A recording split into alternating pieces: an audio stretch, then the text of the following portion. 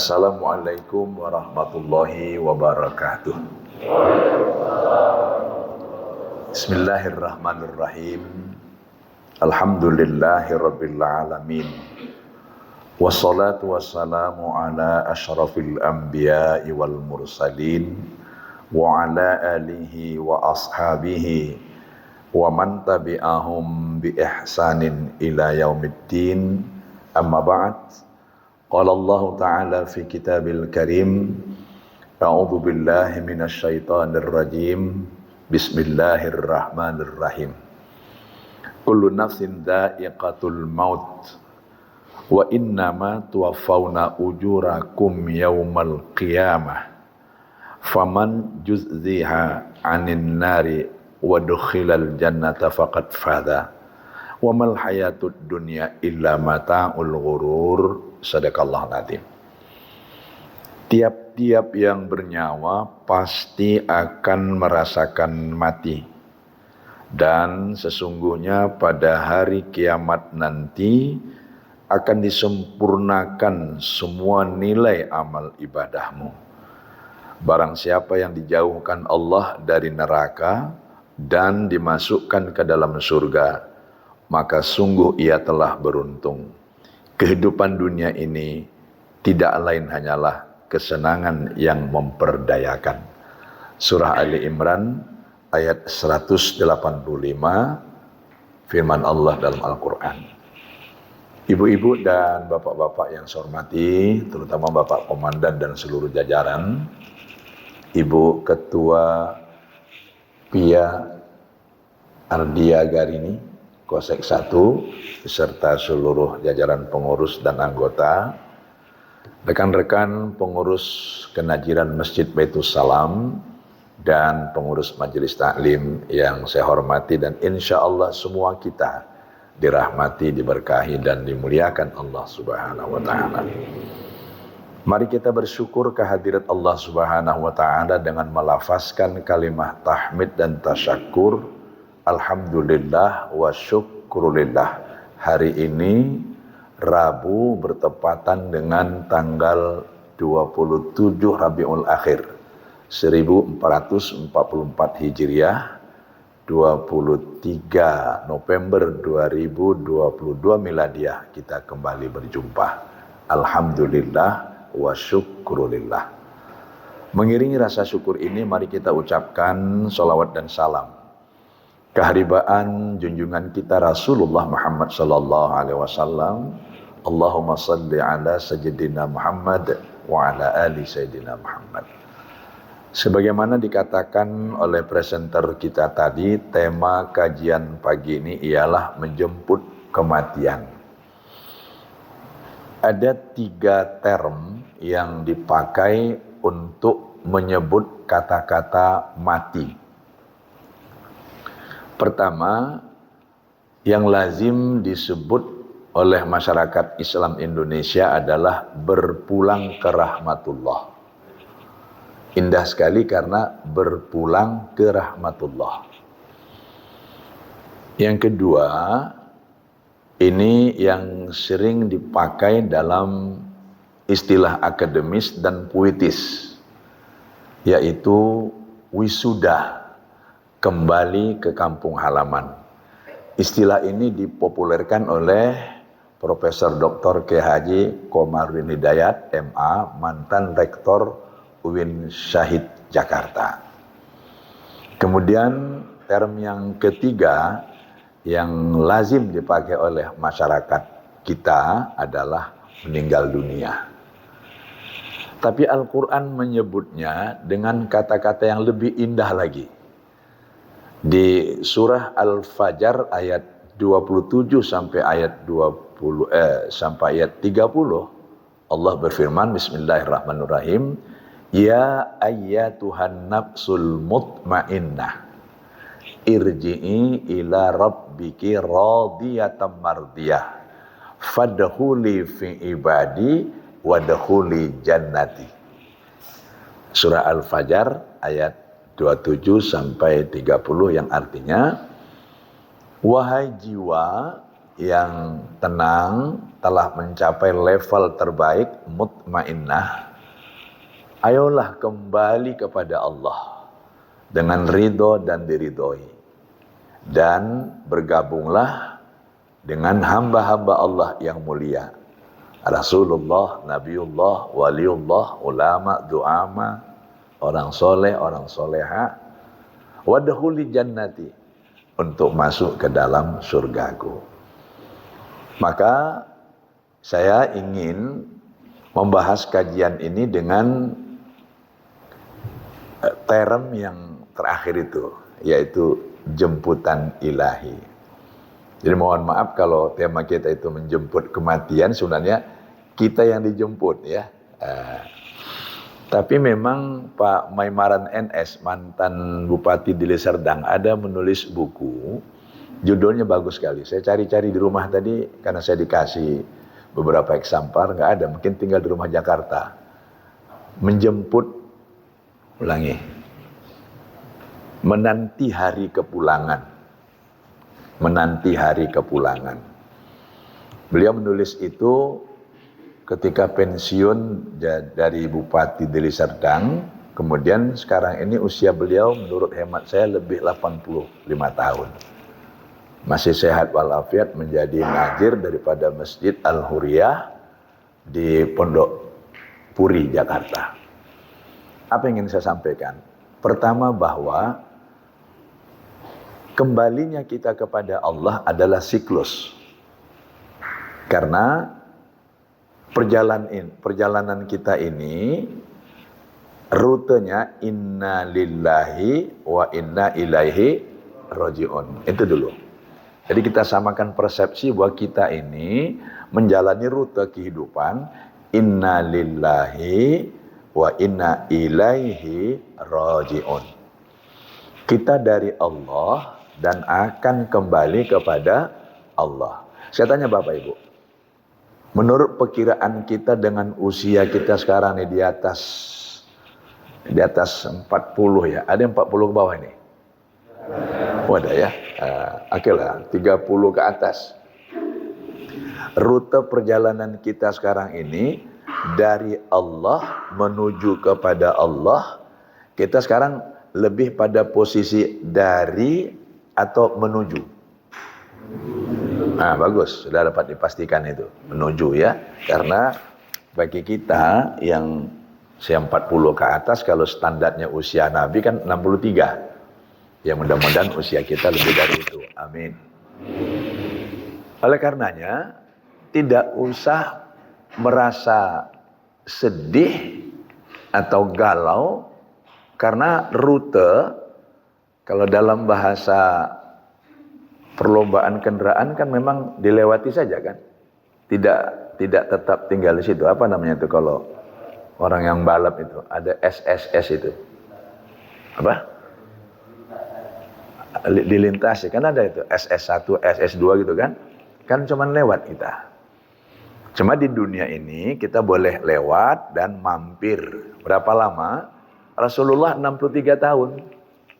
Itu pun tahun Hijriah. Kalau tahun Masehi itu kurang lebih 61. Ya, maka mereka-mereka yang dapat usia 63 ke atas itu sudah bonus. Pertanyaannya ialah, ketika kita melewati rute dari Allah kembali kepada Allah dan mampir di dunia ini tempat tinggal sementara. Tapi dunia ini penuh pesona. Di dunia ini kita juga banyak mendapatkan tantangan, ujian, dan godaan. Betul? Kalau ujian, lulus, berhasil. Naik tingkat. Kalau godaan, bahaya ya. Kalau tergoda, bahaya. Kita lebih kepada menjaga jangan sampai tergoda. Ujian, godaan, tantangan. Kalau tantangan harus dihadapi. Ya. Kalau kita tentara kan ada ATHG ya. Ancaman, tantangan, hambatan. gangguan ya, itu sudah ada dalam konsep kita yang memang harus kita hadapi, ancaman, tantangan, hambatan, gangguan kita lewati. Yang membuat kita optimis ialah ketika kita berada di dunia dengan kondisi yang saya katakan tadi itu, baik itu adalah ujian, godaan, tantangan, atau kita pindahkan ke analogi moto tentara ATHG, kita kan punya bekal, ya. Satu, kita dituntun oleh orang terbaik yang Allah kirim, yaitu Nabi dan Rasul. Ada guide-nya, ya, ada guidance. Allah turunkan Nabi dan Rasul zaman ke zaman. Khusus untuk kita adalah Nabi Muhammad Rasulullah Sallallahu Alaihi Wasallam. Bahkan dia khatamun nabiyyin, sayyidul mursalin, Nabi dan Rasul terbaik kekasih Allah. Jadi pimpinan kita yang menggait kita adalah manusia terbaik yang sangat dicintai Allah. Wa innaka la'ala khuluqin adzim. Dan sesungguhnya Muhammad, engkau adalah orang yang paling bagus akhlaknya. Jadi guide kita untuk menuju kembali kepada Allah adalah Nabi dan Rasul terbaik. Yang kedua, kita mendapatkan bekal pedoman, yaitu Kitabullah Al-Quranul Karim. Alif Lam Mim Dzalikal Kitabu La Raiba Fihi Hudal Lil Muttaqin. Yang ketiga, dari Al-Quran itu kemudian dipraktekkan oleh Rasulullah Muhammad SAW, kita mendapatkan pusaka warisan, yaitu syariat yang bisa kita jadikan pedoman. Lalu siapa takut? Bukan takut soal godaan tadi itunya. Yang goda itu siapa? Dari dalam diri kita sendiri. Itulah hawa nafsu. Itu pun juga sudah diberikan cara untuk mengatasinya, tunduk takluk kepada syariat Allah. Contohnya mengendalikan hawa nafsu dengan ibadah saum, ibadah puasa. Apalagi Bu ya, setan. Inna syaitan yajri fil insan majrad dam. Sesungguhnya setan itu mengalir mengikuti darah dalam tubuh manusia. Dalam kajian tasawuf, ngalir ikut darah dalam tubuh manusia itu apa maksudnya Bu ya? Darah adalah saripati makanan dan minuman yang kita konsumsi. Maka dengan demikian darah itu adalah merupakan hasil daripada makan minum kita. Kalau begitu, makan minum diseleksi. Sudah ada lagi ketentuan. Kulu washrabu rizqillah halalan thayyiban. Makan minumlah rezeki Allah yang halal dan barokah. Ya, karena dari makanan minuman yang tidak halal, ini disebut dengan kotor. Setan suka kepada yang kotor-kotor itu. Alhamdulillah kita sebagai aparat, khususnya TNI dan ASN di Kosek ini, sudah bisa mengeterapkan untuk mengkonsumsi rezeki yang halalan thayyiban mubarakan fih. Bahkan kita tahu rezeki itu kalau dibagi malah bertambah, dia bukan berkurang. Betul Pak? Jadi kalau tadi dikatakan kita perlu gotong royong untuk sebut saja membeli karpet ini ya, kita ada 200 lebih, gampang lah itu ya. Insya Allah Ramadan nanti, sebelumnya bahkan kita sudah pakai karpet yang cantik. Saya ikut berdoa mudah-mudahan tercapai, amin. Nah, dalam kaitan itu tentu apalagi Bu ya, kalau tadi dari dalam diri kita ialah hawa nafsu, tidak berarti hawa nafsu itu jahat dan jelek. Kita yang mengendalikannya. Kalaupun ada setan, kata setan, mereka nggak mau lagi menggoda manusia. Mereka sudah pensiun. Karena banyak manusia yang sudah jadi, nah bapaknya bilang, bukan saya. Mudah-mudahan itu bukan kita. Tetapi memang ada dalam Al-Quran bahwa yang menggoda manusia di dalam dada itu ialah alladzi yuwaswisu fi sudurin nas minal jinnati wan nas. Yang suka membisik-bisikkan dalam dada manusia itu adalah jin dan setan. Dan itu ada yang berasal dari manusia. Nah, mudah-mudahan kita bisa menjauhi godaan dari yang dua tadi itu, terutama kalau manusia kan kelihatan, Pak.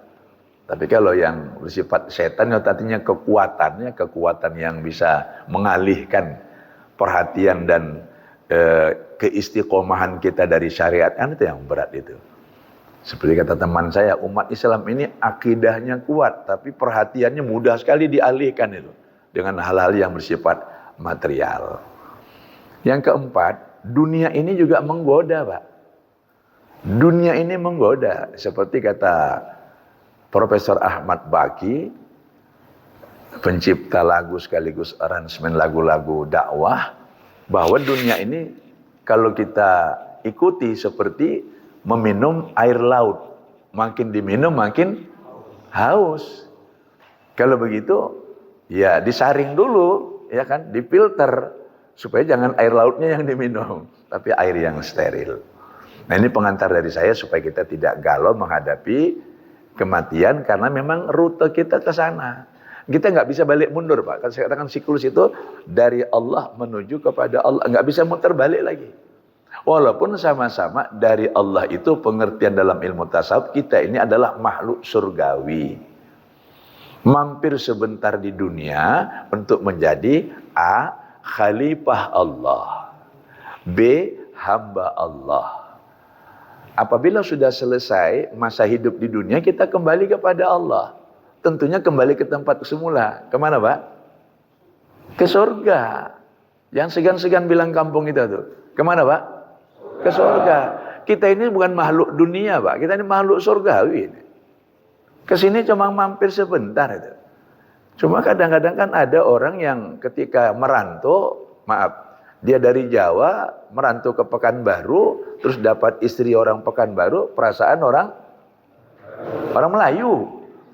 Ya, ketika mau pulang kampung nanti ke Jawa, dia udah lupa kampung halamannya.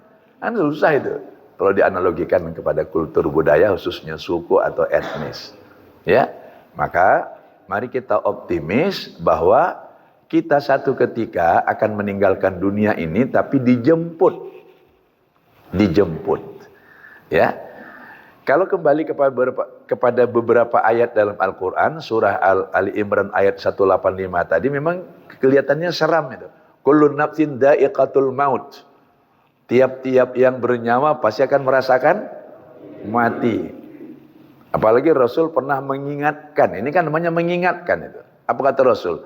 Ya Fatimah anakku, aku tidak dapat menolongmu, terutama dalam sakratul maut. Maka banyaklah engkau beribadah kepada Allah. Karena saat itu seperti kambing dikupasi kulitnya hidup-hidup. Bayangkan itu. Ngerinya itu. Tapi ini kan kondisi kematian yang begitu mengerikan bagi orang-orang yang tidak tahu bahwa mati itu adalah jalan pulang. Jalan pulang. Kalau saya misalkan Bapak Ibu jalan pulang ke kampung itu sudah nyiapkan tiket. Kemudian tiket itu pun adalah kelas bisnis. Lalu nanti kita nunggunya pun di antrian bandara itu di VVIP. Enak apa enggak? Halo, enak apa enggak? Ya kita pilih itu. Kita pilih itulah. Transit kita nanti di waktu sakratul maut mudah-mudahan dalam keadaan indah. Karena dalam beberapa ayat kata almarhumah ya, Lutfiah Sungkar, ketika kami sama-sama ceramah di Jakarta, ada 19 ayat dalam Al-Quran, dan beliau hafal semua itu, yang menggambarkan bahwa ketika sakratul maut itu, malaikat sudah menunjukkan kepada yang dijemput itu, bagaimana nanti kehidupannya di sana. Ditunjukkan ini surga, ini air mengalir, ini buah-buahan, ini segala macam. Ketika melihat itu kan tersenyum, Pak. Lalu ketika tersenyum itulah roh diambil husnul khotimah. Pertanyaannya ialah supaya mendapatkan semua itu, Bu, ya apa yang kita lakukan? Amal soleh. Amal soleh. Amal soleh itu apa? Beriman, beribadah, berakhlakul karimah. Itu saja. Kita alhamdulillah beriman walaupun iman kita naik terus. Naik terus kalau kita berzikir, mengaji, baca Quran seperti ini. Ya. Kalau Bapak merasa turunnya, naikkanlah dengan cara berzikir. Subhanallah walhamdulillah wala ilaha illallah wallahu akbar wala haula wala quwata illa billahil aliyyil azim. Subhanallah walhamdulillah wala ilaha illallah wallahu akbar wala haula wala quwata illa billahil aliyyil azim. 5 kalimat itu Pak ngecas. Subhanallah walhamdulillah wala ilaha illallah wallahu akbar wala haula wala quwata illa billahil alil azim. Ucapan yang baik-baik saja Pak ditiupkan ke air, kata Profesor Kashimoto dari Jepang, air ini pola molekulnya berubah menjadi baik-baik. Kalau kita ucapkan begini kepada air, berapa sentimeter jaraknya ini? Mana lebih dekat jarak lidah kita sampai ke tenggorokan dengan hati? Kan lebih dekat. Mustahil hati tidak menjadi baik dengan kalimat thayyibah itu. Iman itu di hati. Maka berzikirlah sesuai dengan kesempatan yang ada pada kita. Itu masalah yang pertama tadi, iman sebagai ciri-ciri identitas orang yang beramal soleh. Ya, beriman, beramal soleh apa? A, tunaikan perintah Allah. Yang wajib-wajib itu adalah stud capital, modal dasar. Yang sunat-sunat itu adalah bonus. Ibu-ibu kalau misalnya ke mall, di sana ada tulisan bonus, disediakan bonus, ibu suka apa enggak? Hah? Oh suka, saya pikir enggak ada. Suka ya. Amal ibadah yang sunat-sunat itu bonus. Pagi ini ada sholat sunat tahiyatul masjid, ada sholat sunat duha. Minta izin tadi walaupun agak terlambat, saya sempatkan sholat sunat tahiyatul masjid. Kalau sholat sunat duha nanti selesai pun saya masih bisa, karena di bawah jam 11 masih ada sholat sunat duha. Jangan lewatkan yang bonus itu. Jadi paradigma makna yang selama ini mungkin diajarkan oleh guru-guru kita sejak kita sekolah dulu, terutama pelajaran agama Islam. Wajib dikerjakan berpahala, ditinggalkan berdosa. Sunat dikerjakan berpahala, ditinggalkan tidak berdosa. Coba dipahamkan lagi. Sunat itu dikerjakan bonus, tidak dikerjakan rugi. Gitu. Yang sunat itu adalah bonus, dikerjakan beruntung, ditinggalkan rugi. Ibu mau rugi atau mau untung? Ya udah. Itu bonus-bonus kita untuk menambah amal soleh kita. Lalu akhlakul karimah, berakhlak mulia dalam setiap pikiran, ucapan, tindakan, dan perbuatan. Kita sebagai anggota TNI, Angkatan Udara khususnya Kosek 1, dan sebagai ASN, sudah diatur langkah-langkah gerak kita. Semuanya ada ketentuan kok. Dari kemarin Bapak Ibu kepada supir sudah saya bilang, besok kita ceramah di Kosek. Kamu sampai sini 6:30 sebelah. Kita langsung berangkat.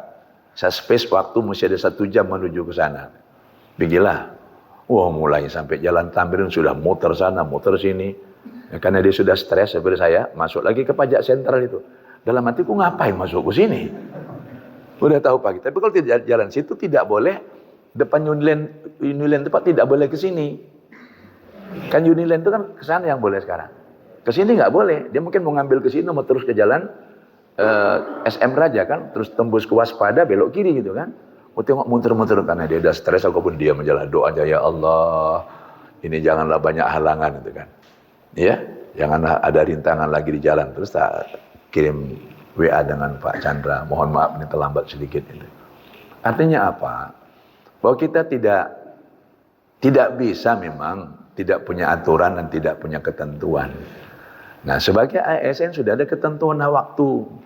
Sudah ada pedoman-pedoman yang tidak mungkin kita langgar. Itu adalah salah satu daripada cara membentuk akhlak, yaitu perbuatan-perbuatan yang baik, tindakan yang baik. Nah, kesimpulan awal apa Buya? Kita ini, mohon maaf. Rasanya kalau besok pun datang kematian itu insya Allah sudah siap kan? Siap? Oh, takut. Andai kata pun besok itu datang kematian, siap? Siap. Tapi kalau boleh minta, jangan dulu cepat-cepat. Pertama belum pensiun. Yang kedua anak-anak belum masih kecil. Istri masih istri masih perlu dilindungi ya. Diayomi kok istri masih satu. Itu. Harus ada optimisme. Saya senang sekali kalau diskusi tentang kematian ini bersama teman saya Profesor Komarudin Hidayat. Maka Bapak Ibu kalau boleh saya anjurkan, tapi mungkin sekarang agak langka, itu bukan langka, sudah tidak diterbitkan ulang. Ada psikologi kematian. Buku yang ditulis oleh Profesor Komarudin Hidayat. Itu bagus sekali itu. Psikologi kematian. Nah, intinya seperti tadi itu menjemput kematian yang indah. Nah, saya masuk bab 2. Jadi kalau begitu Bu ya, pintu gerbang kembali kepada Allah yang namanya wisuda. Kata beliau, wisuda itu bahasa Jawa. Ya Pak? Wis sudah. Wis sudah. Jadi sudah habis masa hidup di dunia, maka kita kembali kepada Allah untuk dipindahkan ke tempat yang lebih indah lagi. Coba, mahasiswa kalau sudah wisuda, senang apa enggak? Nengok-nengok juga. Senang memang sudah tamat kuliah, tapi ini kan harus menghadapi tantangan untuk mendapatkan lapangan kerja. Kan bersaing lagi kita di sana itu. Kenapa sekian banyak manusia yang diwisuda? Iya. Kami di IAIN kemarin yudisium. Besok Selasa depan ini wisuda. Tiap tahun, setahun 2 kali itu anak-anak wisuda. Nah, berbeda dengan kematian yang kalau tadi kita ambil nomenklatur wisuda meninggalkan alam dunia. Masing-masing kita membawa bekal seumpama Bapak Ibu punya kartu ATM gitu ya. Kartu ATM. Ini bukan mungkin, bentuk kartunya dan berat kartunya sama kan? Tapi ketika kita mengisinya, kan tergantung kepada kemampuan kita mengisinya. Betul Bu? Gini loginya. Kita ambil contoh ketika mengisi kartu e-tol. Si A mengisi 100.000, si B mengisi 1 juta. Ketika sampai nanti di tempat pembayaran, katakan saja dulu si A ini pergi ke tebing, cukup, pulangnya di Bandar Selamat, cukup. Mana cukup, ke tebing 65.000 Pak. Pergi balik berapa? 130. Tapi yang tadi 1 juta itu lebih. Maka isilah kantongan amal ibadah kita pun di amal ibadah kita masing-masing. Dan itu tidak akan berpindah kepada orang lain. Tetap milik kita. Kesempatan itu masih ada dan cukup tersedia sekarang ini. Apalagi Bapak Ibu, sebagai anggota TNI, sebagai ASN, peluang untuk itu banyak sekali. Kenapa? Perbuatan-perbuatan yang baik yang kita lakukan sesuai dengan dinas yang telah kita patuhi ketentuan-ketentuannya, itu adalah amal soleh. Sering saya katakan kepada teman-teman di Polri, di TNI, hidup ini kalau kaya enak, ya, tapi tidak sehat, tidak enak ya. Hidup ini sehat, kaya, enak. Kalau tidak aman, enak. Sehat, kaya tapi nggak aman, nggak enak. Maka keamanan itu penting. TNI, Polri, itu perannya di situ. Betapa mahal itu keamanan. Kalau niat kita ikhlas karena Allah, selain kita patuh pada ketentuan tugas-tugas sesuai dengan SOP, ini adalah ladang amal soleh yang luar biasa kepada kita. Ini bab 2 ceramah saya, bahwa kita sebenarnya punya kesempatan untuk pulang, dijemput dengan cara baik-baik, karena kita diberi modal yang cukup oleh Allah Subhanahu wa Ta'ala. Apalagi Bapak dan Ibu, masuk kita ke ilmu tasawuf yang lebih mendalam. Ketika Bapak Ibu, terutama rekan-rekan TNI, khususnya Auri, khususnya lagi Kosek, ketika kita melaksanakan tugas, kalau kita mau merenung, saat kaki melangkah, kaki itu sebenarnya milik siapa? Milik Allah. Saat mata memandang sesuai dengan tugas dan pekerjaan yang kita lakukan, mata itu punya siapa? Punya Allah. Saat tangan melakukan sesuatu, apakah itu mungkin mengokang senjata atau apapun namanya, tangan itu punya siapa? Punya Allah. Lalu yang punya kita mana? Yang punya kita mana? Tidak ada. Semua adalah fasilitas dari Allah, instrumen dari Allah. Kita tinggal pakai. Kita tinggal pakai. Dan Allah izinkan itu dipakai. Allah tidak minta bayaran pajak cukai dari itu. Bahkan kepada rekan-rekan petani, rekan-rekan nelayan saya katakan, ketika engkau menanam padi, engkau semai butir padi di persemaian, 2 minggu kemudian engkau pindahkan. Yang menumbuhkan butir padi itu siapa? Yang menumbuhkan padi di sawah itu siapa? Terus nanti padi itu jebul apa? Keluar itu ya. Keluar terus nanti hijau menguning, yang menyirami dengan air itu airnya siapa? Yang membuat sinar matahari sehingga padi ini pelan-pelan menguning itu matahari punya siapa? Terus angin yang bertiup membuat bunga-bunga padi kawin sehingga berbuah dan ada bulir-bulir berisi, itu punya siapa? Lalu yang punya kita mana? Ketika sudah panen, kata Allah, kalau cukup 1 ton lebih, cukup nisab, maka keluarkan 10% saja zakatnya. Kalau pertanian yang pakai air irigasi alam. 90% untuk kita. Padahal modal yang kita pakai kebanyakan modal milik Allah. Kepada teman-teman di PTP saya bilang, ketika engkau menanam kelapa sawit, tanah punya siapa? Yang numbuhkan kelapa sawit itu siapa? Angin, air, cuaca punya siapa? Engkau punya apa? Ya punya tangan. Tangan itu punya siapa? Engkau punya apa? Ya saya kan insinyur pertanian. Saya cerdas. Engkau cerdas itu karena belajar. Ilmu punya siapa? Otak punya siapa? Semua itu milik Allah. Tapi Allah katakan silakan pakai itu karena engkau khalifahku, boleh mengelola alam. Tapi hambaku. Persembahkan semuanya itu untuk mencari ridhoku karena engkau akan kembali kepada Allah. Kan gitu aja Pak. Lalu nanti tempat perkiraannya apa? Sampailah kita kepada apabila sudah tiba waktunya kita akan meninggalkan alam dunia ini, kata Umar bin Khattab, hasibu anfusakum qabla an tuhasabu. Hitung-hitunglah dirimu sebelum dihitung di hadapan Allah. Maka di surah Qaf ayat 14 sampai ayat 16 itu Allah ingatkan ada malaikat yang mencatat dan menghitung amal ibadah kita di tangan kanan kiri kita. Ini artinya kita ada yang mengawasi. Dalam ilmu tasawuf, keyakinan kita Allah itu maha melihat, maha mendengar, maha mengetahui. Itu adalah sesuatu yang membuat kita merasa diawasi atau muraqabah. Dengan demikian kita melakukan sesuatu pasti terkontrol. Kenapa tidak pernah merasa sendiri tanpa ada yang mengawasi? Insya Allah dosa terjauhkan. Tapi kembali Bu ya, kayak yang di depan tadi, kadang-kadang silap, kadang-kadang keliru, kadang-kadang terbawa oleh ajakan teman gitu ya. Gitu Pak ya. Terus terlakukan sesuatu perbuatan yang salah gitu ya. Apakah kalau ada seseorang hamba Allah melakukan perbuatan yang salah, dengan ini terjadilah reduksi penurunan nilai? Umpamanya pahala 80, dosa berapa? 90? Oke, minus berapa? 10. Ini yang lebih cepat untuk menurunkan timbangan supaya pahala tetap stabil, tetapi dosa turun. Ada caranya? Ada. Ada fasilitas ampunan. Ada fasilitas ampunan. Kalau Allah mengampunkan timbangan dosa yang berapa tadi Pak? Kalau Allah mengampuni semua bisa? Apa sulitnya? Allah Maha Pengampun.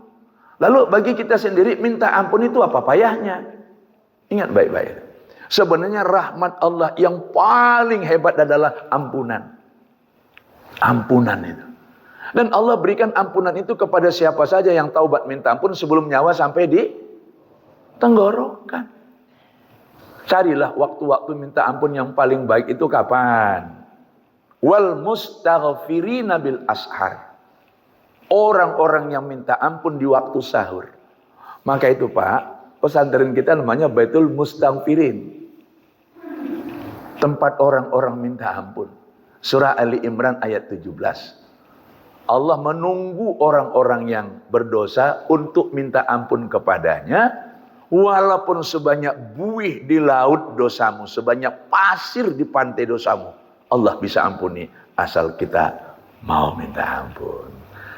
Astaghfirullah Rabbal baraya, astaghfirullah minal khataya, astaghfirullah Rabbal baraya, astaghfirullah minal khataya. Itu salah satu contoh kalimat minta ampun. Kalau kita bersama-sama, mungkin kalau dipindahkan ke seni, itu himne. Karena nadanya agak sahdu. Tapi ada lagi yang mungkin nadanya agak sedikit mars. Ini kalau saya memimpin zikir istighfar di lapangan terbuka sampai 30.000 orang, itu nadanya saya robah. Astaghfirullahaladzim, astaghfirullahaladzim, astaghfirullahaladzim. Semua. Astaghfirullahaladzim, astaghfirullahaladzim, astaghfirullahaladzim, astaghfirullahaladzim, astaghfirullahaladzim, astaghfirullahaladzim, astaghfirullahaladzim, astaghfirullahaladzim, astaghfirullahaladzim, astaghfirullahaladzim, astaghfirullahaladzim. Itu pintu untuk mendapatkan ampunan, dosa bisa hapus semua. Kalau pahala pun cuma 80, insya Allah utuh. Maka itulah Bapak Ibu, Pak Chandra, saya bikin majelis zikir, tazkirah, dan di sana kita kebanyakan memohon ampun. Sesekali nanti kita bikin zikir akbar ya. Menyambut Ramadan, karpet baru, kita zikir akbar, keluarga besar kita panggil semua. Setuju? Setuju. Alhamdulillah. Catat tanggalnya itu. Nanti sampai waktunya jangan dirubah. Iya Buya, ini ada tabligh akbar menyambut Ramadan, tapi mohon maaf penceramahnya enggak Buya, dari mana? Dari Jakarta. Ya udah. Coba balik dunia nih Pak. Saya diundang ke Jakarta, orang Jakarta diundang ke sini. Ya udah begitulah memang ya. Istighfar. Bagian ketiga terakhir. Buya, ketika menghadapi sakratul maut itu yang paling penting itu apa? Ada rekaman di dalam jiwa kita, dalam kolbu kita, kita itu kenal kepada Allah. Dalam ilmu tasawuf Bapak dan Ibu, iktikad kita beriman kepada Allah ketika mengucapkan dua kalimat syahadat, asyhadu an la ilaha illallah wa asyhadu anna Muhammadar Rasulullah, itu melekat di hati. Dulu ketika saya ceramah di awal-awal tahun 90-an, kata almarhum Dr. Baren Ratur Sembiring, itu Buya, kayak kita mengetik, tapi zaman dulu ya, kita mengetik, ketikan itu nampak tulisannya di kertas putih, tapi di bawahnya kan ada karbon. Masih tahu karbon? Kalau sekarang, orang sekarang nggak tahu lagi itu ya. Nah, itulah umpama rekaman itu. Nah, dalam kajian tasawuf bukan itu saja, bahwa apa-apa yang kita ucapkan sebagai bukti kita iman kepada Allah, itu menjadi password yang melekat di kalau komputer itu apa namanya? Gini. Umpamanya nih ada suami istri yang bikin password atau sandi untuk laptopnya atau untuk HP-nya karena suaminya orang Padang, dibuatnya di situ bukan limau, Limau, limau itu passwordnya, limau. Terus istrinya orang Jawa. Istrinya orang Jawa, dia lupa apa password yang dibikin lakiku. Tapi aku ingat kok yang asam-asam itu, dibikinnya jeruk. Tulis itu, jeruk. Terbuka apa enggak? Begitu juga dengan iman kita kepada Allah, mesti passwordnya asyhadu an la ilaha illallah wa asyhadu anna Muhammadar Rasulullah. Kalau tidak, itu tidak terbuka.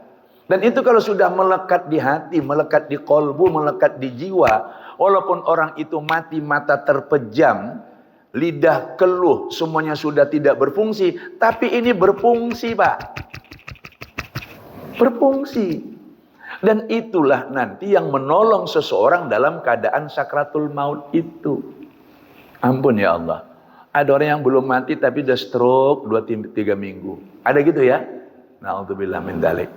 Ya, mata tidak terbuka lagi, anggota badan tidak bisa digerakkan. Mohon maaf, air liur pun sudah menetes, tidak terkendalikan. Tapi kalau orang itu orang yang beriman kepada Allah, rekaman yang ada di kolbunya itu tetap ada. Itu kalau sedikit saja dipancing oleh orang yang mentalkinkan, membimbing talkin, keluar itu. La ilaha illallah. Ini kan umpama laptop, umpama komputer dipanggil. La ilaha illallah. Di dalam ada? Ada. Nyambung? Nyambung. Tapi kalau rekamannya nggak ada, tiap ada yang direkam ialah gerogol, gerogol, cililitan, gerogol, cililitan. Kan ada cerita itu? Ya, kondektur Metro Mini dari Grogol ke Cililitan kan. Tiap hari zikirnya gerogol, cililitan, gerogol, cililitan. Ya. Supirnya orang Medan, anak PGA. Ini yang keneknya orang Siantar. Kasihan keneknya jatuh, koma, rumah sakit dipanggil. La ilaha illallah, Allah, Allah. Nggak nyambung. Gerem dia. Oh, coba aku tukar passwordnya itu. Gerogol, cililitan. Jangan sampai lu Bapak Ibu, nanti yang masuk tuh dalam kolbu kita duit, duit, duit. Jangan. Jangan ya. Duit boleh tapi titik koma. Infak, infak, sedekah, sedekah, wakaf, wakaf, wakaf. Masjid itu salam perlu wakaf. Saya mau berwakaf. Setuju? Udah. Optimislah menghadapi kematian itu dengan husnul khotimah apabila ada 3 hal itu. Apa? Iman, amal soleh, dan akhlak yang mulia berupa kebaikan-kebaikan yang kita lakukan. Lalu pertahankan itu. Jangan pernah surut seiring usia kita makin tua, makin bertakwa. Itu namanya tua-tua kelapa, makin tua makin bertakwa. Jangan tua-tua keladi makin tua makin ya, tua-tua kelapa makin tua makin bertakwa. Ya. Penutup, apa pesan Buya kepada kami? Bapak dan Ibu, kita belum mati. Saya belum pernah mati, mudah-mudahan panjang umur, amin. Tapi rekan-rekan saya, guru-guru saya yang ketika hidup bersama-sama berdakwah, beramal, beribadah, saya perhatikan beberapa yang meninggal dan amalannya ini. Laqad ja'akum rasulun min anfusikum azizun alaihi ma'anittum harisun alaikum bil mu'minina raufur rahim. Fa in tawallaw faqul hasbiyallah la ilaha illahu alaihi tawakkaltu wa huwa rabbul arsyil azim. Dengan kriteria di atas, beriman, beramal soleh dan berakhlak, tambah amalan ini, saya bersaksi beberapa teman saya, tidak saya sebut namanya, kurang baik, itu umumnya meninggal husnul khatimah. Alhamdulillah. Lalu Buya, apalagi pesan untuk kami di penghujung pengajian? Supaya ketika nanti kita dimakamkan, saat tubuh dimandikan, dikapani, dan dimasukkan ke liang lahat, orang tidak merasa jijik, bahkan tercium harum yang wangi. Surah Al-Mulk. Surah Al-Mulk. Nggak usah dihafal kalau belum hafal. Tapi kalau mau menghafal itu bagus. Amalkan sebelum tidur. Sebelum tidur baca. Mudah-mudahan Allah beri kita berkah. Kalaupun satu ketika nanti wafat, husnul khatimah, jenazah kita membuat orang merasa senang. Kalau dipikul tidak berat, dimandikan tidak menakutkan, dan ketika dimakamkan syukur-syukur ada keharuman. Terakhir yang ketiga, Buya, ketika kita berada di alam barzah, awal sekali masuk pintu gerbang awal alam barzah, kan ditanya oleh malaikat nungkar nangkir, ya kan? Pertanyaan sudah hafal? Marrabbuka, kan itu. Man imamuka, ma qiblatuka, apa lagi? Man ikhwanuka, kan 5 kan? Man marrabbuka, man nabiyuka, man imamuka, man ikhwanuka, ma qiblatuka. Udah bisa jawab semua kan? Udah. Tapi nanti pertanyaannya nggak macam itu, karena dirubah untuk anak milenial. Man Suparmin, awak pun bingung. Kok dulu dalam pelajaran waktu sekolah ngaji, waktu biamudin ceramah nggak ada itu. Yang ada kan man marrabbuka, man nabiyuka, man imamuka, man ikhwanuka, ma qiblatuka. Marrabbuka Allahu Rabbi, man nabiyuka Muhammad sallallahu alaihi wasallam, man imamuka Al-Qur'anul Karim, ma qiblatuka Baitullah. Kita sudah menghadap kepada Allah dan hadap badan ke Baitullah. Man ikhwanuka, jawabannya muslimin muslimat, itu baku. Yang ditanya man Suparmin, ini malaikat ngaco ini. Rupanya maksudnya nanya, Suparmin itu tetanggamu, beragama Islam. Kata Nabi, la yu'minu ahadukum hatta yuhibba li akhihi ma yuhibbu li nafsihi. Kamu belum termasuk orang yang beriman sempurna sampai kamu mencintai, menyayangi, mengasihi saudaramu sebagaimana kamu mengasihi dirimu sendiri. Ternyata tetanggamu, saudaramu seiman seakidah dekat rumah namanya Suparmin. Dalam keadaan susah, kok nggak pernah mbok perhatikan? Malaikat langsung nanya, man Suparmin? Nggak ada pertanyaan kayak gitu. Nggak bisa. Nggak bisa. Harus kita mengerti maksudnya itu apa. Oh, rupanya kalau bersaudara, bantu, tolong, sayangi, lindungi. Ada saudara seayah seibu, kalau orang Batak Medan bilang dongan sabutuha. Ada saudara seiman seakidah, muslimin muslimat. Ada saudara sebangsa dan setanah air. Tapi ada bangsa sesama manusia tinggal di planet bumi, bashar, ukhuwah basyariyah. Terus ada saudara sesama makhluk ciptaan Allah. Ya, kita perlu rumput yang hijau, tapi rumput nggak perlu kita. Betul? Makanya kita yang melihara rumput, bukan rumput yang melihara kita. Kan sedap kalau lihat di depan rumah rumput kita hijau. Iya. Jadi kita pun nggak heran kalau lihat tetangga rumputnya juga hijau. Ini malah lebih kagum kepada halaman rumah tetangga yang rumputnya hijau. Mau rumput awak nggak pernah disirami, kayak mana mau hijau ya. Nah, yang udah ketahui udah paham itu ya. Nah, jadi sayangilah saudara kita dalam bentuk betul-betul ada aplikasi kasih sayang, bukan hanya menghafal teks daripada man ikhwanuka. Itu dari saya Bapak Ibu, supaya ada komunikasi dua arah. Saya sisihkan waktu dan kita Bapak Ibu silakan untuk menambah atau mungkin memperkaya khasanah. Jadi saya tidak yang paling pintar tapi terpilih untuk duduk di sini. Kita boleh sharing. Terima kasih. Sebelum kita tutup dengan doa, kita diskusi. Wassalamualaikum warahmatullahi wabarakatuh. Baik Bapak Ibu. Silakan. Pertanyaan pertama Ya. dari Bapak-bapak.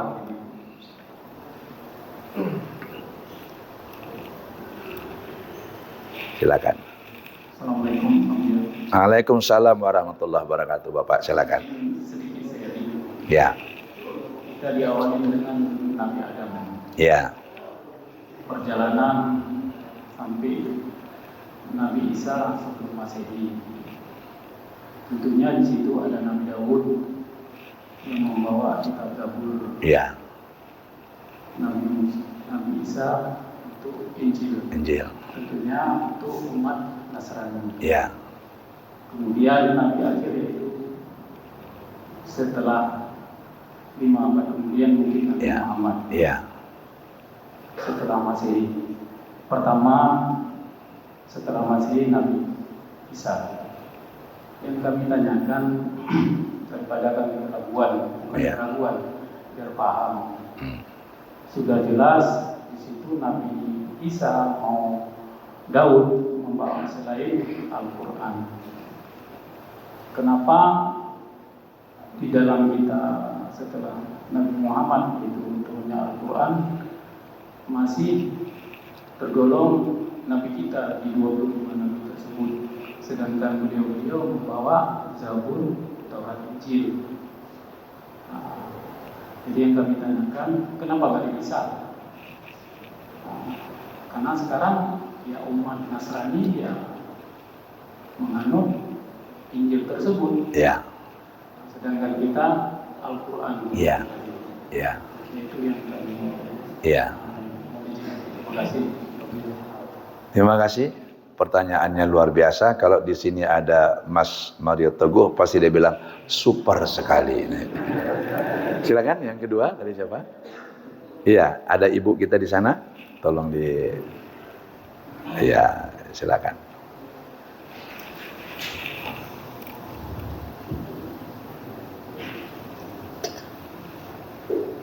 Assalamualaikum warahmatullahi wabarakatuh. Waalaikumsalam warahmatullahi wabarakatuh. Ya, ibu silakan. Jadi Ustaz, Ya. saya bertanya di luar jalur yang tadi Ustaz bicarakan. Iya. Saya baru dapat kiriman dari tempat Facebook yang mengatakan tentang hukum wanita yang sholat dengan rambut dikuncir. Kalau di situ dibilang katanya haram Ustaz. Sementara saya tahu laki-laki yang rambutnya panjang menyerupai wanita yang diharamkan. Ya. Mohon izin penjelasan Ustaz. Iya, dua. Ini juga super sekali. Bapak Ibu, sesuai dengan rencana kita tadi ada 3, silakan Pak. Satu lagi. Iya, silakan di sana ada emas kita. Ayo, monggo.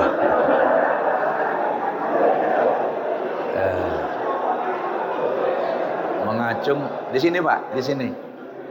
Di sini. Di sini ada rekan kita ASN. Di sana mengacung bukan untuk menanya. Oh, ada ibu dulu Pak, silakan. Iya. Assalamualaikum warahmatullahi wabarakatuh. Waalaikumsalam warahmatullahi wabarakatuh. Bu yang bukannya umur kita itu di Lauhul Mahfuz sudah ditetapkan misalnya 65 atau 70 tahun. Jadi kenapa kita harus berdoa, ya Allah panjangkan umurku. Iya. Terima kasih. Assalamualaikum warahmatullahi wabarakatuh. Waalaikumsalam warahmatullahi wabarakatuh. Satu lagi Bapak ya. Di sini ya supaya sudah gini tadi Pak. Monggo. Supaya genap dia. Assalamualaikum warahmatullahi wabarakatuh. Waalaikumsalam warahmatullahi wabarakatuh ya. Mohon izin Ustaz, Silakan. saya mohon diperjelas tentang tulang sulbi. Iya. Karena di dalam komputer itu untuk yang utamanya itu kan adalah hadis. Katanya Iya. di dalam hadisnya itu adalah tulang sulbi. Iya. Assalamualaikum warahmatullahi wabarakatuh. Waalaikumsalam warahmatullahi wabarakatuh. Bapak Ibu mohon izin saya jawab yang 4 ini. Nanti kalau ada waktu kita sambung termin kedua ya. Pertama Bapak kita menanyakan mata rantai kenabian dan kerasulan sejak zaman Nabi Adam sampai akhir zaman Nabi Muhammad SAW. Saya sampaikan informasi kepada kita sebenarnya Bapak dan Ibu. Menurut riwayat, para nabi dan rasul Allah utus sejak Adam sampai akhir zaman, ada tanya Nabi Muhammad itu, ada 3.000 nabi. Tapi tidak semua tercatat dalam Quran dan dalam kitab-kitab yang kita sebut tadi, Taurat, Zabur, Injil, Suhuf. Tapi itulah dia nabi dan rasul yang Allah utus pada zamannya. Yang kedua, para nabi dan rasul yang diutus Allah itu semua adalah pemeran daripada utusan Allah yang membawa visi misi sama. Satu, memberitahukan kepada manusia dan mengajak manusia untuk meyakini Tuhan itu Allah. Itu substansinya. Yang kedua, memberitahukan kepada manusia bahwa Allah itu adalah pencipta pemilik jagat raya, maka kita hendaklah tunduk takluk kepada yang punya alam ini. Dalam kaitan itu nanti Bapak dan Ibu, syariatnya bisa saja menyesuaikan dengan zamannya masing-masing. Di sini langsung saya kasih contoh. Bapak Ibu, andai kata pakai rumah dinas, kira-kira ada aturan atau tidak memakai rumah dinas itu? Tapi rumah dinas yang di TNI dengan rumah dinas yang di Pertamina dengan rumah dinas yang di Pelindo dengan rumah dinas yang di PTP, aturannya mungkin beda-beda ya. Itulah syariatnya. Nah, yang ketiga, bahwa semuanya mengajak kepada berbuat baik dengan mengelola alam ini sebagai sumber daya. Intinya tiga itu. Jadi substansi ajaran itu sama. Tetapi para nabi dan rasul yang diutus itu, Pak, ada yang skopnya wilayah tertentu dan hanya pada masa tertentu. Seperti nabi-nabi yang diutus Allah di kalangan Bani Israel. Begitulah yang lain-lain. Nabi Muhammad SAW itu nabi akhir zaman untuk seluruh zaman. Universal untuk semesta alam. Bahkan bukan hanya alam manusia, termasuklah alam-alam hewan, tumbuhan, tanah, air, api, udara, mendapatkan rahmat dari itu. Dari ajaran Islam itu. Apa contohnya, Bu ya? Dengan ajaran Islam yang dibawa oleh Nabi Muhammad SAW, tanah ini merasa bahagia. Kenapa? Diciumin oleh orang yang sholat. Berapa kali? 17. Hakikatnya kita menyembah Allah, berbisik di bumi tapi berdialog dengan Allah. Tapi tanah kan sebagai mediator, dia mengatakan asyhiduka fi yaumil qiyamah anta ta'budallah. Aku bersaksi nanti di hari kiamat kau ada beribadah kepada Allah. Buktinya apa? Kau letakkan keningmu ke mukaku, kata tanah. Itu dalam bahasa tasawuf. Lain lagi nanti Bapak dan Ibu, bagaimana hewan yang merasa mendapatkan rahmat karena dulu dipotong-potong begitu saja. Contoh, di zaman manusia belum beradab dan belum bersyariat, lihat onta gemuk terus kepingin makan daging, sayat kira-kira bagian paha ambil 5 kilo, ces. Halal atau haram itu? Haram kalau menurut syariat Islam. Maka caranya sembelih dengan menyebut nama Allah, pakai adab dan sopan santun. Ini adalah rahmat kepada mereka, dan itu menjadi saksi bahwa mereka ada dimanfaatkan oleh manusia. Jadi Nabi Muhammad SAW itu adalah penyempurna dari semua ajaran, baik secara zamannya maupun wilayahnya. Itu. Lain lagi Bapak Ibu, dalam kajian tasawuf klasik yang berulang kali saya sampaikan kalau saya mengawali pengajian di satu tempat itu. Begini, Bapak Ibu mohon sedikit berimajinasi ya. Allah itu adanya kapan? Nah, belum pernah dengar pertanyaan begini kan? Allah itu adanya kapan? Tetap ada dan selamanya ada. Oke. Terus alam ini adanya kapan? Adanya sejak Allah menciptakannya, kan gitu. Kapan itu diciptakan? Entah kapan-kapan lah. Dari apa itu diciptakan? Agak berimajinasi sedikit dan konsentrasi. Kalau Bapak Ibu tidak dapat karena tidak konsentrasi, nanti di akhirat jangan bilang saya yang aja kalau Bapak Ibu salah paham. Allah ada, yang lain belum ada. Allah ada dan tetap ada, selamanya ada, wujud. Kidam baqo. Yang lain belum ada. Allah berfirman dalam hadis qudsi, kuntu khazinatan khafiyatan ahbabtu an u'rafa fakhalaqtul khalqa. Aku ini tidak ada yang mengenal karena tidak ada apapun selain aku, maka supaya ada yang mengenal aku cinta, aku suka, aku ciptakan makhluk yang dapat mengenal aku. Maka Allah ciptakanlah makhluk itu. Apa asal mula makhluk yang Allah ciptakan itu? Dalam kajian tasawuf, ulama-ulama menyebut itu nur. Nah, bukan cahaya yang kayak gini Pak, sebutannya nur, tapi energi, bilangnya gitu. Nur, dan Allah beri nama Nur itu Nur Muhammad. Kenapa Nur Muhammad? Ya suka-suka yang ngasih nama lah. Orang dia yang bikin. Kenapa masjid ini namanya Baitul Salam? Kenapa nggak Baitul Al-Amir? Ya suka-suka yang bikin lah.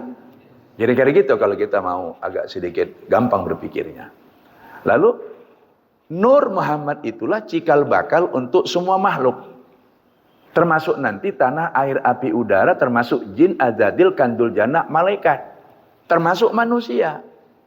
Nanti ada lagi makhluk, manusia juga diberi nama Muhammad.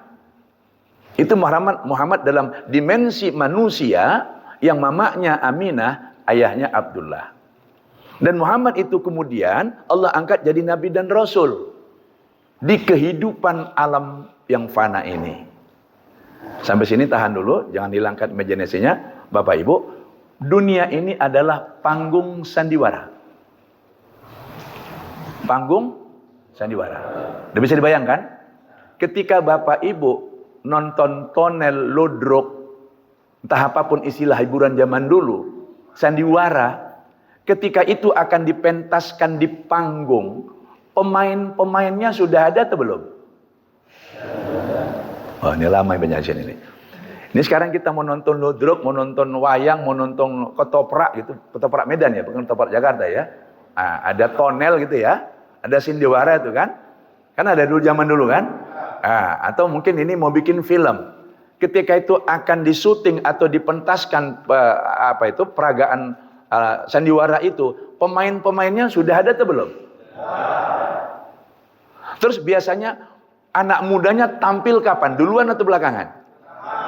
Nabi Muhammad ini anak mudanya, bro. Pak. Jadi yang duluan-duluan itu adalah memang kata Allah, kau duluan Adam, eng breng. Kau duluan Daud, eng breng. Kau duluan Isa, tapi nanti anak mudanya Muhammad. Kenapa? Itu memang kekasihku dan penyempurna semua nabi dan rasul, ajaran yang kuturunkan kepada kalian. Itulah makanya dengan beriman kepada Allah dan Nabi Muhammad Rasulullah, kita beriman kepada semua nabi dan rasul. Kenapa? Karena semua nabi dan rasul itu adalah mata rantai yang Allah utus untuk memberitahukan kepada manusia tiga hal tadi. Ada Tuhan, siapa? Allah. Hendaklah kamu hidup sesuai dengan syariat Allah dan beribadah kepada Allah. Caranya saja beda-beda. Lalu hendaklah kamu berbuat baik di muka bumi, tempat Allah kamu berikan tempat kamu diberikan Allah tinggal sementara. Ini kan buminya Allah. Kita kan umpama pakai rumah dinas, masa nggak tahu yang punya siapa? Nggak mengikut aturan. Ya diusir lah kan kira-kira gitu, Pak.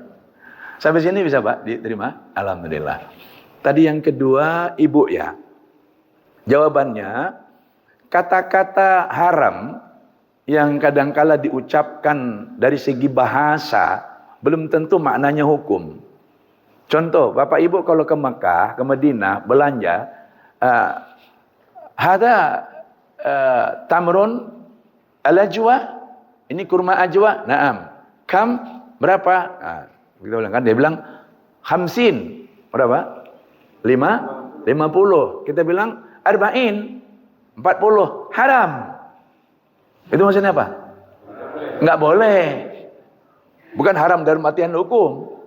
Ya. Yang kedua, memang ada Rasul mengucapkan kata-kata kiasan untuk wanita tidak boleh menyerupai pria. Pria tidak boleh menyerupai wanita dalam hal pakaian dan termasuk juga adalah rambut. Jadi kalau pria, rambutnya itu ya prialah. Terus kalau wanita memang dipanjangin. Kalaupun ada pria rambutnya panjang tapi tidak akan sepanjang rambut wanita. Pertanyaan Ibu tadi ialah wanita yang rambutnya dikucir. Lalu itu haram. Dibawa sholat tidak boleh. Pertanyaannya, kenapa haram? Kalau dikucirnya itu mungkin dalam rangka diikat sehingga dianggap dengan begitu air wudhu tidak masuk, boleh jadi akal jalan pikirannya ada. Tapi tidaklah menjadi satu halangan kalaupun itu dikucir juga, Pak. Diikat di belakang itu kan ada juga yang kucir pakai kelabang gitu ya. Cocang apa? Tocang itu ya. Nah, asal air wudhu itu masuk. Kan itu tidak menghalangi. Jadi jawabannya apa Bu ya? Boleh. Tidak ada masalah. Perbedaan pendapat dalam masalah ilmu fikih itu biasa. Kata-kata haram kadangkala maksudnya bukanlah berarti haram menurut hukum. Enggak boleh. Enggak boleh itu pun kadangkala maksudnya ialah tidak baik. Bapak Ibu, saya makan bakso di pinggir jalan, berdiri, pakai celana pendek, pakai tangan kiri, megang sendoknya, boleh apa enggak? Boleh. Apakah baik? Nah itu. Ada boleh, ada baik, ada terpuji. Tengok, iya Bu, ya makan mie sup pinggir jalan, berdiri pula, pakai celana pendek, pakai tangan kiri, apanya ini kan itu. Tapi kalau orang awam kan tidak ada masalah. Itu ya, yang kedua. Yang ketiga tadi, Bapak mengenai, Bapak tadi keempat ya. Ibu tadi mengenai?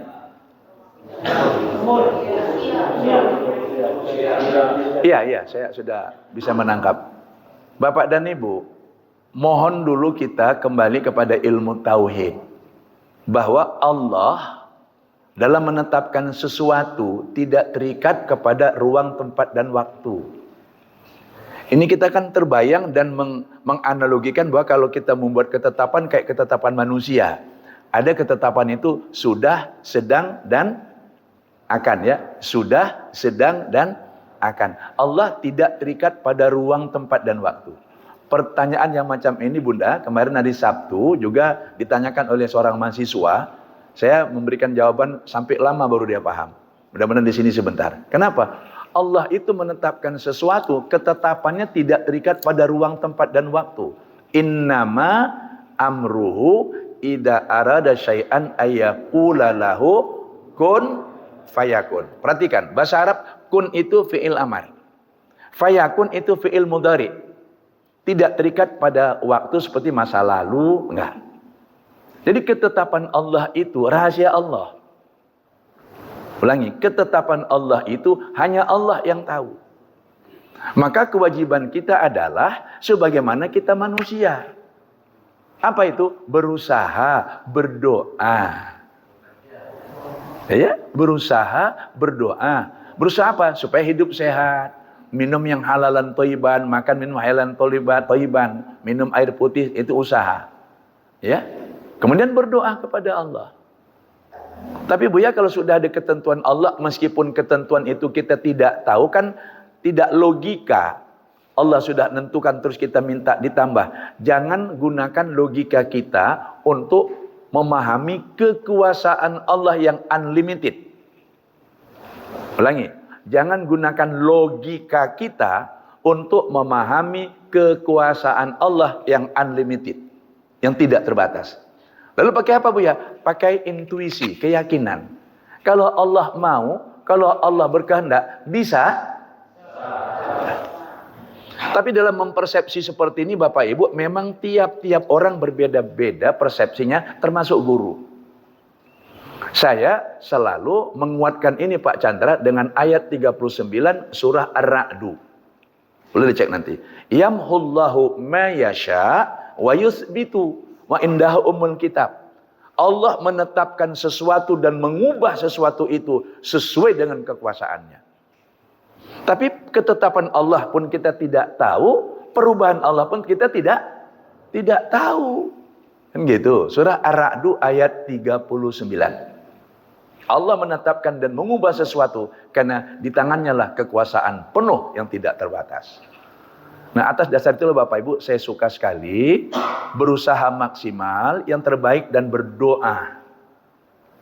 Pak Chandra dan kawan-kawan, ayah saya meninggal umur 50. Apa maunya dengan ceramah ini?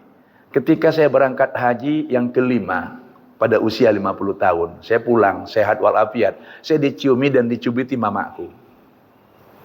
Katanya, ayahmu dulu seusia kau udah meninggal. Kalau umurmu mengikut ayahmu, udah mati kau. Saya bilang, Bu, saya pegang emak saya itu, Bu, aku berdoa kepada Allah supaya umurku panjang, umur kita panjang. Allah itu maha pengasih, maha penyayang. Bisa rupanya itu, kita minta. Kan dia yang nentukan. Tak usah bilang-bilang sama orang kita minta. Kan kita tidak minta sama orang. Oh baguslah. Mudah-mudahan umurmu nanti macam umurku. Mak saya meninggal umur 75. Bahkan saya bilang, kalau bisa lebih panjang lagi. Amin katanya. Saya terobsesi Bapak Ibu dengan umur Mahathir Muhammad. Berapa sekarang? 95. Ikut lagi pemilu ketiga kemarin. Kalah dia. Lalu ada lagi Pak, ini sekedar intermezzo tapi untuk penguat semangat. Ada lagi keluarga Perez. Yang satu keluarga 12 orang. Anak tertua usia 113. Yang nomor 12 usianya 90. Sekarang sehat walafiat. Baru dapat hadiah di Guinness Book di Pulau Kanari. Kita optimis saja. Caranya berusaha dan berdoa. Karena yang mengabulkan Allah. Penutup untuk nomor 3. Buya, andai kata pun umur itu sudah ditetapkan, itu keyakinan kita. Terus nanti kita mati, bisa juga umur itu artinya urusan. Kebaikan, jasa. Orangnya sudah meninggal, tapi urusannya, kebaikannya, jasa baiknya masih tetap ada di kenang orang. Ada Pak?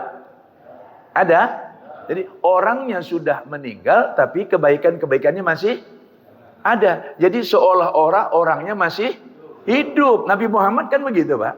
Orangnya sudah meninggal 1400 tahun yang lalu. Tapi kebaikannya, ajarannya masih hidup. Maunya begitulah kita di tengah-tengah keluarga kita nanti. Amin ya Rabbal alamin. Penutup Bapak tadi soal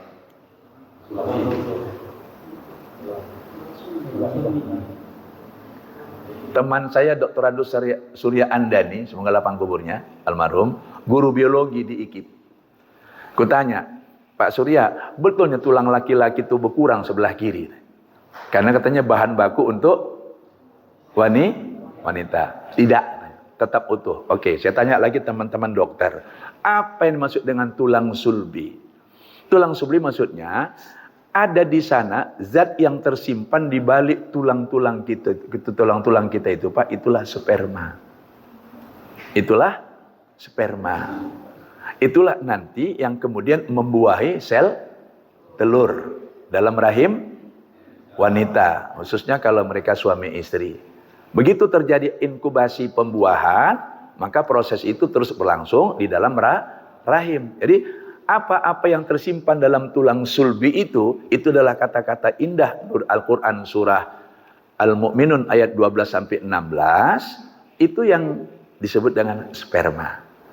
Ya, tersimpannya di situ. Ya. Maka itu jagalah tulang sulbi bagus-bagus. Lalu kaitannya kepada kita laki-laki, bapak dan ibu, kalau almarhum ayah saya bilang jangan sekali-kali kita kalau mendorong mobil yang mogok pakai pinggang begini. Macam mana tuh ya? Saya peragakan. Mundur tuh, tidak baik karena memang ini tulang sulbi itu di situ dan tersimpan cikal bakal bibit manusia. Ya, sampai begitu. Jadi tulang sulbi maksudnya bukan tulangnya itu. Apa-apa yang tersimpan dalam tulang sulbi itu berupa sperma.